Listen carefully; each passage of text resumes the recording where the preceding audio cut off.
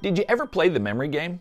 You know the one, with a bunch of cards laid out on a table, and you turn them over two at a time, trying to find matching pairs. It's usually considered a child's game. As a matter of fact, I remember when my children were little, we had a Barney memory game.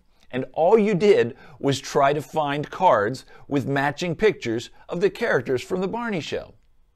The funny thing is, though, that even though it's considered a child's game, I always expected to be able to beat them. And sadly, once they figured that out, they usually won. The simple fact of the matter is, kids are better at remembering things than adults.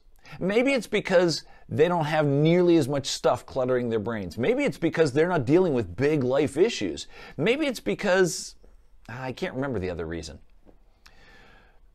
But that's why it's such a good idea to memorize Bible verses as a child. I can still quote Bible verses that I learned growing up, and I have a much harder time remembering Bible verses that I learned just a year ago. And I don't think I'm alone in that, which is probably why that's what we do. We memorize verses as kids, and we stop when we grow up. But if it's a good thing to do, why should we stop simply because it gets more difficult? Staying physically fit is getting harder and harder for me to do, but as of now at least, I haven't stopped trying. I just have to work harder at it. I think the same is true with committing God's Word to memory. It may be getting harder to do, but it's still worth it, no matter how much effort it takes.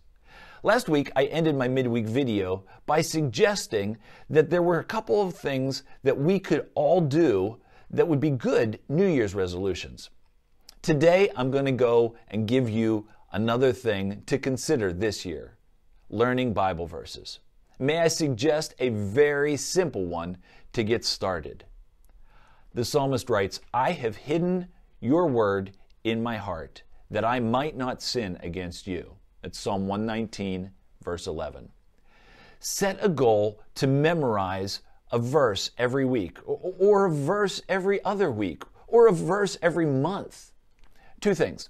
The number of verses you memorize isn't as important as whether or not you memorize verses.